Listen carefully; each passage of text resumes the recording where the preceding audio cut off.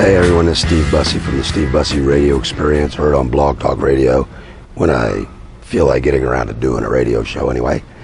Coming to you today from sunny East Central Florida, Melbourne, Florida. It's a beautiful day out here. It's warm. It's a little humid, so please excuse me sitting under this beautiful shade tree today. I know the lighting's not perfect, but so what? This isn't a professional production anyway.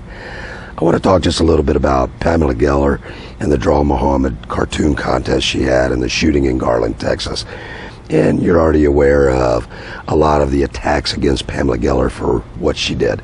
They say she's responsible for it, for the shooting. She had a right to free speech, but she shouldn't have done it. You know, and all these other statements. First of all, if she's responsible for those two dead jihadis, for calling them out, getting them to do what they did and getting them dead, then God bless her.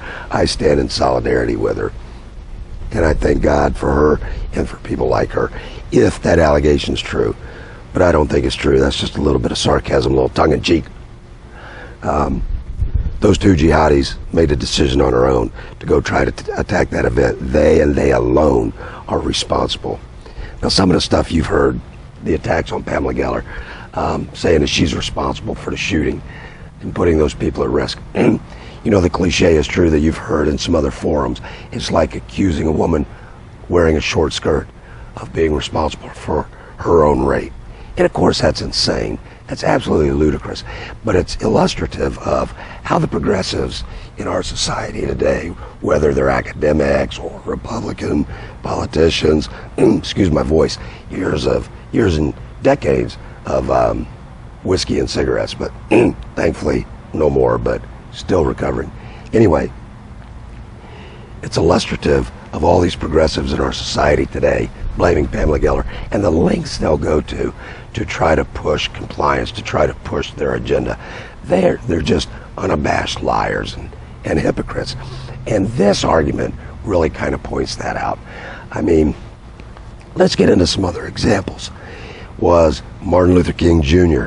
responsible for his own assassination? He knew he was going to piss off the KKK and a bunch of other closet racists. He knew he was going to be assassinated. The man predicted it, more or less. What about those folks that marched from Selma to Montgomery? Were they responsible for the ass whooping they took when they crossed that bridge? They knew it was going to happen. They had warning. Medgar Evers was assassinated, and he knew there was a chance of that. So can his family blame him for his own death? Should they? The Freedom Riders coming down from the north to register black voters. A couple of them were found dead in Mississippi. They were missing and then they were found dead. What about Harry T. and Harriet V. Moore from right here in Brevard County, Florida? They were killed. I think their house was blown up. Now, they knew they were going to piss off a bunch of racist, violent, murderous racists. They knew that. So are they responsible for their own deaths? Of course not. What's the best way to protect a right? You have freedom of speech. What's the best way to stand up for it? Is it just to talk about it? No. The best way to do it is to exercise it. Many people in history, far smarter than I, have said the only way to defend, well, excuse me, let me back up. We only have the rights that we're willing to defend and able to defend. And what's the best way to defend a right? Is to exercise it. Now, in the case of Pamela Geller, we're being told by violent jihadis, Muslim, Islamic jihadis, acting under the auspices of the Quran and Muhammad. I mean, don't forget, Muhammad spread Islam by the sword, by killing, by capturing, by enslaving, by taxing. Unlike Jesus, on the other hand, who spread his message of love. Anyway, you've got these jihadis telling us that when it comes to drawing cartoons of Muhammad, we have to place our freedom of speech in abeyance and listen to them and not do it. And they're full of crap, of course. If you're a religious Muslim, a devout Muslim, you should not draw cartoons of Muhammad. If Sharia law in the Quran says you shouldn't, then you shouldn't. It's like my Jewish friend can't kill me because I eat. That's a proscription on my Jewish friend. Drawing cartoons of Muhammad is a proscription on devout Muslims, not on Pamela Geller, and not on any Christian, not on any Buddhist, not on any Hindu, not on any atheist. We have a right to draw those cartoons. And like I said, the best way to defend a right is to exercise that right. In this case, Pamela Geller stood up in the face of terrorism, stood up in the face of tyranny, and said, I am going to do what you tell me I can't do. And in fact, the guy who I understand won the contest drew a cartoon of Muhammad, and Muhammad is saying in a little bubble, you can't draw me. And then the cartoonist says in a bubble, that's why I draw you. Here's a picture of that cartoon. Look at this.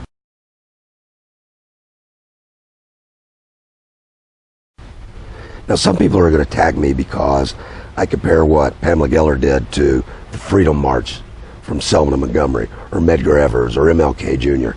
But you know, they were all exercising, supporting, fighting for fundamental rights. You know, there were cities and towns that were trying to keep blacks from registering to vote. So they went and registered blacks to vote, knowing what was going to happen, knowing what violence was going to come out of it, and they did it anyway. And it was important that they did it. And look how far we've come today. And God bless them. And that's all Pamela Geller was doing. These terrorists, these tyrants, are saying, even with your freedom of speech, you can't do this.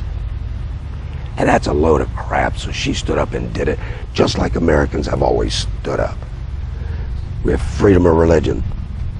But Hobby Lobby stood up and said no. And Chick-fil-A stood up and said no. And bakers and florists are standing up and saying no. Well, my friends, that's what America's all about. In the face of tyranny, we stand up and we say no. We didn't kowtow to Hitler and to Tojo, to Lenin and Stalin in the Cold War. We stood up and we said no. And that's what Pamela Geller's doing.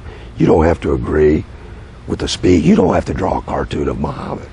Anyway, folks, Steve Bussey, the Steve Bussey Radio Experience on Blog Talk Radio, when I get around to doing a show. And I'll get around to doing a lot more. Coming to you today from sunny East Central Florida. God bless you, everyone. Have a great day. Have a great week. Thank you. Get your motor running.